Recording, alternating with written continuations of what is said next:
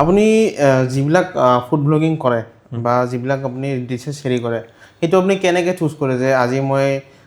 এইটো জেগাৰ ডিছ খাম বা এইটো পাৰ্টিকুলাৰ ডিছ মই আজি শ্বুট কৰিম সেইটো আপুনি কেনেকৈ ডিচাইড কৰে আপোনাৰ মানে কণ্টেণ্টটো কেনেকৈ ডিচাইড কৰা কণ্টেণ্টটো কেনেকৈ সেইটোতো ধৰি লওক যদি কোনোবা এটা বস্তুত কিবা এটা বস্তু এনেকুৱা বস্তু দেখাব লগা বস্তু আছে যে এইটো মানুহে জানি পেলাই ভাল পাব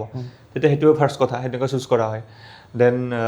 ধৰি লওক নতুনকৈ বস্তু এটা আহিলে ধৰি লওক কফিৰ ওপৰত নিজৰ ফটোখন দিয়াটো সেইটো ভিউজ এনেই আহিব মানুহে এনেই চাই ভাল পাব সেইটো দেখাই দিলোঁ সেইটো এনেকুৱা নহয় যে মই প্ৰপাৰ প্লেনিঙত থাকিম নেক্সট কি বনাম বাট আহি যায় ধৰি লওক সেইদিনা আইচক্ৰীমৰ দোকান এখন পাইছোঁ আপোনাৰ নেনো এখন বহুত ধুনীয়াকৈ বনাইছে ফটো দেখা পাই নেক্সট দিনা মই ভিডিঅ'টো বনাই দিছোঁ কাৰণ জানো মই এইটো ভিডিঅ' মানুহে ভাল পাব চাই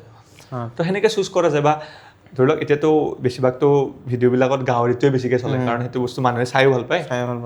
বা এইটো ভিউজো আহে ফেভৰেটো চাগে ন গুৱাহাটীত আপোনাৰ চাগে ব্ৰইলাৰতকৈ বেছি গাহৰি বেছি খায় নেকি মানুহবিলাকে আজিকালিতো বহুত খোৱা কৰিছে মানে আগতেও খাইছিলে কিন্তু আগতে ইমান ডিমাণ্ড নাছিল এতিয়া মই ছ'চিয়েল মিডিয়াৰ কাৰণে অলপ ট্ৰেণ্ডটো বাঢ়িছে কাৰণ মানুহে যেতিয়া এটা ফমো হৈ যায় ন